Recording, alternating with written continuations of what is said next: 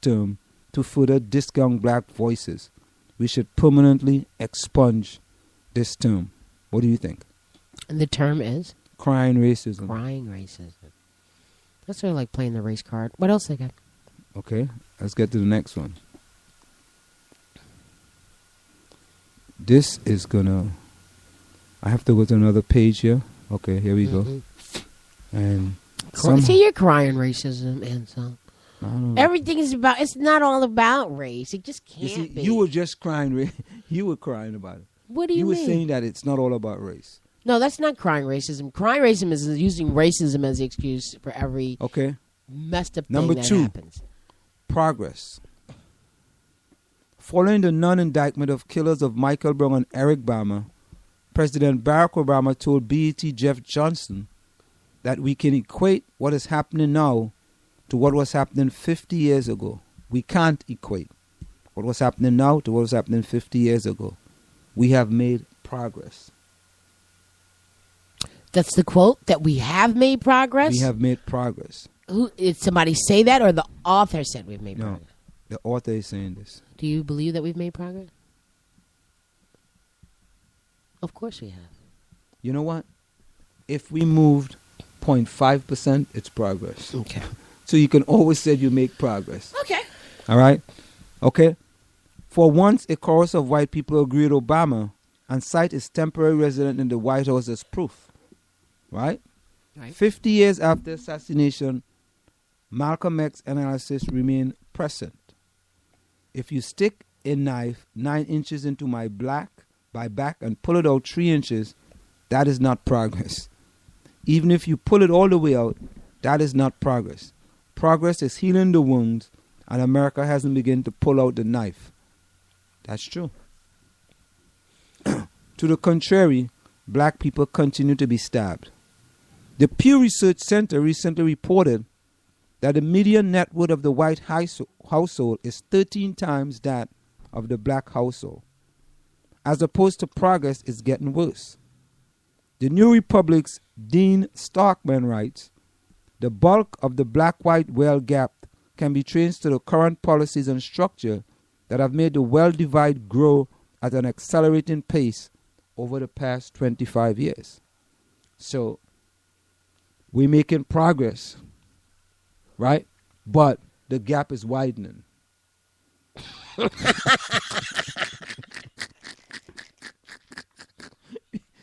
Yo, don't worry. Don't listen. Just relax. You know, it's like the achievement gap is getting wider and wider and wider. But things have changed. Things are getting better. Right? It's progress. Progress. Which is something measurable. Use of the term progress when addressing racism implies that congratulations are in order for a job well done and a task nearly completed. It belies the unabated continuum of deliberate black desecration. Right? So, don't worry about all these things are still happening. It's getting worse. Black people are poorer. Black people are living in poverty more than ever before. But, Marjorie Lloyd, hold the faith. It's getting better. It's getting better. It's getting better, Marjorie. And here we go. Number 3. Well, there's a sign here that says, no dogs, Negroes, or Mexican. Lone Star Restaurant Association, Dallas, Texas. Race relations.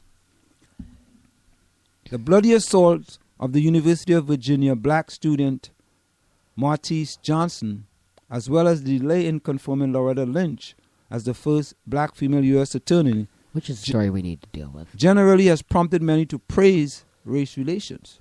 See how things are getting better? We got the first black president. You got the first female black attorney general. So race relations are getting better. Mm-hmm. You take 2 out of how many? Conway and what's the name? Kardashian together. You take 2 and we make it the whole. Race relations. Don't forget that.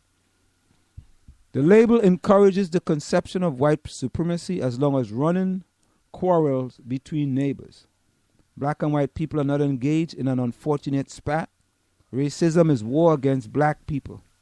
The global white collective is actively engaged in hostile acts targeting black people worldwide.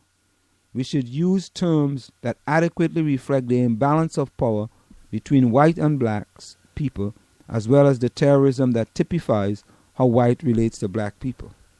Race relations. It's getting better. Here in Maplewood, it's a diverse community. We cherish diversity in South Orange and Maplewood, don't we? Yes, we do. Of course. Very much. Yeah, I mean, that's why we moved here. Look at 15 years ago. The eastern section of Maplewood was becoming predominantly black, right? We changed that. Progress. Come on. Progress. Okay. What's number 4? The racial divide. Vanessa Friedman penned a lengthy report for the New York Times titled Fashion's Racial Divide. She described a Berlin Wall segregating black and white designers.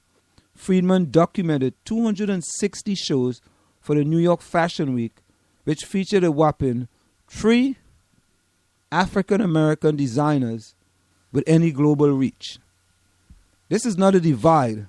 This is yet another illustration of collective white power to exclude, marginalize, and refuse opportunity for black genius. The term also suggests the problem is one of proximity. If white and black people have increased contact, perhaps over a latte, this squabble could be resolved. Enslaved black people and black domestics have oodles of routine, intimate, Sally Hemings-like exposure to whites. This obviously has not curtailed white dedication to the abuse and subjugation of black people. The racial divide. Marjorie Lloyd, things are getting better. We are making progress day after day after day. Just to show you, we have the first black male president ever in the history of United States of America. Things are getting better, Anselm. Racially insensitive. White wordsmiths fleshed their unabridged repertoire when obscuring the psychopathology of racist women and racist men.